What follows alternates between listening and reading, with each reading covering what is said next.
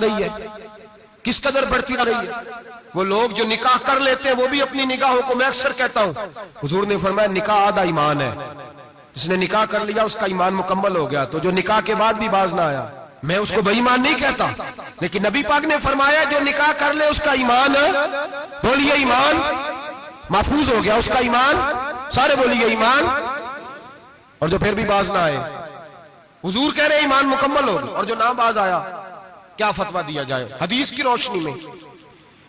میرے نبی پاک کی بارگاہ میں عورتیں آئیں توبہ کرنے، بیعت کرنے، مسلمان ہونے، تو حضور بیعت لیتے وقت فرمانے لگے میرے ساتھ وعدہ کرو، جھوٹ نہیں بولو گی، غیبت نہیں کرو گی، زنا نہیں کرو۔ ایک عورت بول پڑی، کہنے لگی یا رسول اللہ صلی اللہ علیہ وسلم میں مسلمان تو نہیں پر خاندانی ہوں، میرے گھر والوں کے ذہن میں بھی کبھی زنا کا خیال نہیں آیا، ہم تو اسے خاندانوں کے وقار کے خلاف سمجھتے ہیں۔ روز بری نظر سے کسی کو دیکھنا اور کسی کے بارے میں غلط باتیں، ناراض نہ ہونا۔ بہت سارے بوڑھے بھی لذت لے لے کے جرم بیان کرتے ہیں، گناہ بیان کرتے ہیں، غلط باتیں کرتے ہیں، کسی عورت کے بارے میں تبصرہ کرتے ہیں۔ کیا سمجھتے ہیں مرد اور عورت معاذ اللہ تعالیٰ ایک کمرے میں جا کے بدکاری کرے تو وہی زنا ہے؟ میری طرف دیکھیے اور جھانک کر کے سنیے کیا عرض کر رہا ہوں، ادھر دیکھیں میری طرف۔ نبی پاک صلی اللہ علیہ وسلم نے فرمایا زنا زبان کا بھی ہوتا ہے، زنا کان کا بھی ہوتا ہے، زنا آنکھ کا بھی ہوتا ہے۔ حضور کس طرح؟ فرمایا جس نے گند دیکھا اس نے آنکھ کا زنا کیا، جس نے لذت لے کے سنا چپ نہیں کرایا، پوری بات سنی، وہ بھی زانی ہے، اور جس نے گندی بات بولی وہ منہ کا زانی ہے، جس نے گند سوچا وہ دماغ کا زانی ہے۔ اور زانی کو سب سے پہلی سزا اللہ یہ دیتا ہے کہ سجدے کی لذت چھین لیتا ہے، عبادت کا سرور چھین لیتا ہے، اس کا نماز میں دل نہیں لگتا۔ قرآن میں سب سے پہلی سزا اسے اللہ اپنے دروازے سے دور کر دیتا ہے۔ بھائیو آج ہمارے سجدے بے کیف ہیں، آج لوگ غلط جگہ پہ گھنٹوں بیٹھے رہتے ہیں، مسجدوں میں لوگوں کے دلوں کو گھبراہٹ ہوتی ہے، لوگ بھاگتے ہیں۔ میرے نبی پاک نے فرمایا تو نظر کو پاک کر لے، اللہ تیری عبادت میں لذت پیدا فرما دے گا۔ میرے بھائی یاد رکھ لیں اور سن لیں، سب سے کمزور آدمی وہ ہے جس کا ذہن پاک نہیں، سب سے کمزور آدمی وہ ہے جو کردار کا غلط ہے۔ ایک بات میں نے پڑھی، آپ یقین کریں میرا دل کرے کہ میں آگ لگا دوں اس عنوان کو جس پہ گندگی لکھی جاتی ہے، ان اخباروں کو، ان چیزوں کو جس پہ گند لوگوں کے دلوں میں۔ وہ انڈیا کی ایک وزیر اعظم عورت گزری تو کسی نے اس سے کہا کہ پاکستان نے تو تمہیں شکست دی ہے، تم جیت نہیں سکے بڑا ملک ہو کے۔ کہنے لگی کوئی بات نہیں، تھوڑا وقت ٹھہر جاؤ، ہم ان پر تہذیبی یلغار کریں گے، ان کے گھروں میں ننگا ناچ کریں گے، یہ گندی تصویریں دیکھیں گے، یہ گند میں الجھ جائیں گے۔ اور جو قوم گند میں الجھ جایا کرتی ہے وہ پھر کسی سے لڑنے کی طاقت نہیں رکھتی، اس کے اندر ڈٹ جانے کی ہمت نہیں ہوتی، اس کی غیرت کے جنازے نکل جاتے، دل کرتا ہے جل جائے وہ جل جائے جہاں سے برائی پھیلتی، تباہ ہو جائے وہ علاقے جہاں سے گند ہوتا ہے۔ لوگ گند کی کمائی کھاتے ہیں، گند کی، ایکٹروں کے ساتھ کھڑے ہو کے فوٹویں کھچاتے ہیں اور گناہ پہ فخر کرتے ہیں، اور گندے لوگ کہتے ہیں اللہ کا فضل ہے ہم گند پھیلا رہے ہیں، ثم معاذ اللہ۔ لوگ گناہ پہ فخر کرتے ہیں چوکوں چوراہوں میں۔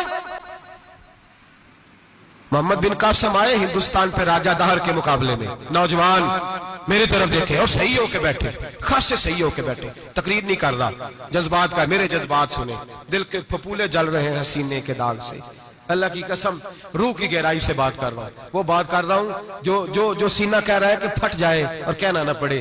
قرآن و حدیث پڑھتے ہیں اور پھر اپنا حال دیکھتے ہیں تو لگتا یہ ہے کہ عذاب قریب آ گیا ہے، لگتا ہے زمین پھٹنے والی ہے، آسمان گرنے والا، لگتا ہے قریب آ گیا سارا کچھ۔ سمجھیں کیا عرض کر، یہ بات اگر آپ سمجھ گئے تو قیمت وصول ہو گئی، اس کو سمجھ گئے تو سمجھ لیں آپ کے مزاج کے اندر اللہ نے تبدیلی پیدا کر دی۔ محمد بن قاسم 18 سال کا جوان، ایک عورت کی عزت پر راجہ دہر ہندو نے حملہ کیا، محمد بن قاسم بچانے آئے۔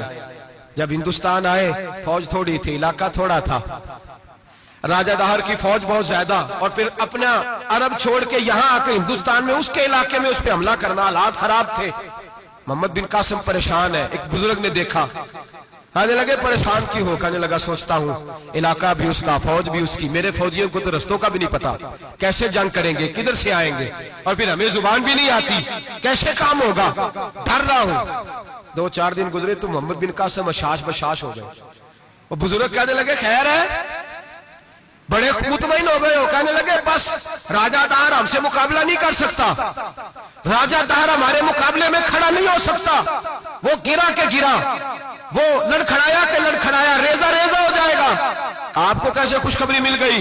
कहने लगे मुझे पता चला है कि राजा दाहर जहन का गंदा है, वो तो चचा की बेटी को नहीं छोड़ता, मामू की बेटी को नहीं छोड़ता, खाला की बेटी को गंदी नजर से देखता है। जिसका जहन गंदा होता है वो किसी का मुकाबला नहीं कर सकता, हमें फतह होगी, फतह, वो गिरेगा। वो बुजुर्ग कहते हैं मैं समझ गया कि वाकई से फतह होगी। आज कश्मीर क्यों आजाद नहीं हो रहा, फलस्तीन में आग क्यों लगी हुई है? मुसलमान जब तक जहन का गंदा है, कमजोर है, जब तक जहन का नापाक है, कमजोर है। हजरत साद बिन अबी वकास रदी अल्लाह ताला अन्हु फरमाया करते थे, अल्लाह मुसलमान की मदद उतनी देर तक करता रहता है जितनी देर तक मुसलमान का जहन साफ रहता है, किरदार पाक रहता है। आग इसलिए मुआशरे में लगी है। नौजवानों, तुम कहते हो कामयाबियां नहीं मिलती, उसे कैसे कामयाबी मिल सकती है जिसका जहन ही साफ नहीं? वो कैसे दुनिया की बाजी जीत सकता है जिसकी निगाह ही पाक नहीं? वो कैसे आगे बढ़ सकता है जिसके किरदार में पाकीज़गी नहीं? अपने आप को पाक कर लो, अल्लाह हर मुश्किल में तुम्हारी मदद फरमाएगा, हर रास्ते में तुम्हारी मदद फरमाएगा। और मैंने कहा जब आदमी नापाक होता है तो रब करीम उससे इबादत की लज्जत छीन लेता है। और अल्लाह की सबसे बड़ी सजा यह है कि किसी को सजदा ना लंबा करना दे। रब करीम सबसे ज्यादा उससे नाराज है जिसको कुरान पाक के खोलने की तौफीक ना हो। सबसे ज्यादा रब करीम उस शख्स से नाराज है जो अल्लाह की बारगाह में झुकने की लज्जत छोड़ जाए। मेरे नबी पाक सैयद आलम अलैहिस्सलाम के सहाबा लंबी इबादतें करते थे, लंबी। किसी ने कहा था रूम के बादशाह थे कि ये मुसलमान फाते क्यों हो जाते हैं? तो उसने कहा मैंने मौला अली के जमाने में जासूसी कराई थी, पता किया था कि हर मैदान में कामयाब क्यों होते हैं। तो कहते मैंने देखा ये दिन के मुजाहिद होते हैं पर रात के आबिद होते हैं, सारी रात इबादतें करते हैं। फरमाया रात को जब अपने रब को राजी कर लेते हैं तो सवेरे खुदाई ताकतें इनके साथ हो जाती है। हम कहते हैं हमारी चालाकी से कामयाबी होगी, हम बड़े तेज हैं, हमारी हिकमत अमली से कामयाबी, सियासत से कामयाबी। जब तक अल्लाह तेरा साथ नहीं देता तू कदम नहीं उठा सकता। जब रब करीम तेरी मदद नहीं फरमाता तू अमीर घड़ों में गिर जाता, तू अपनी चालाकी के अंदर ही मर जाता है घुट के। मेरे भाई जब तेरे अंदर लज्जत होती है, सलाहुद्दीन अय्यूबी, सब बोलिए रहमतुल्लाह ताला, हजरत सलाहुद्दीन अय्यूबी बहुत बड़ा सूफी, बहुत बड़ा मुजाहिद, बहुत बड़ा दलेर। लेकिन कमाल यह था कि मेरे गौसे आजम के मदरसे से तालीम पाई थी, इल्म, रूहानियत, तकवा, परहेजगारी शेख अब्दुल कादिर जिलानी के इदारे से सीखा था। सलेबी जंगें हो रही थी, ईसाइयों के साथ लड़ाई हो रही थी। सलाहुद्दीन अय्यूबी बड़े परेशान थे, बड़ी अजियत में थे, बड़ी तकलीफ में थे। ऐ अल्लाह क्या बनेगा? अचानक पता चला कि एक बहरी बेड़ा आ रहा है ईसाइयों का और उसके अंदर तलवारें हैं, नेज़े हैं, बड़ा कुछ है। सलाहुद्दीन अय्यूबी परेशान हो गए, कहने लगे पहले ही मुसलमानों के पास असला कम था, पहले ही परेशानी थी, अब और आ रहा है सामान, कैसे काम चले? परेशान हुए,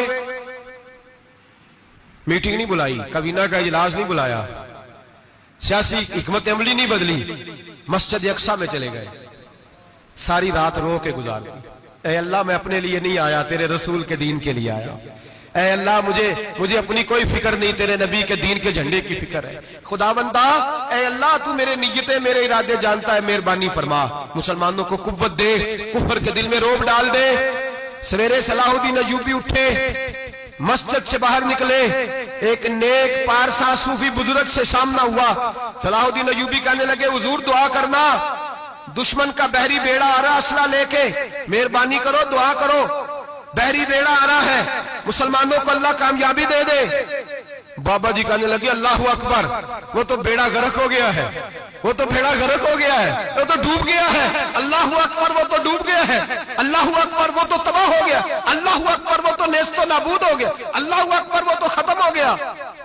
सलाहुद्दीन अय्यूबी कहने लगे बाबा कुछ मुझे भी बता दे, कहां डूब गया है, कहां गर्क हो गया है, कहां तबाह हो गया है?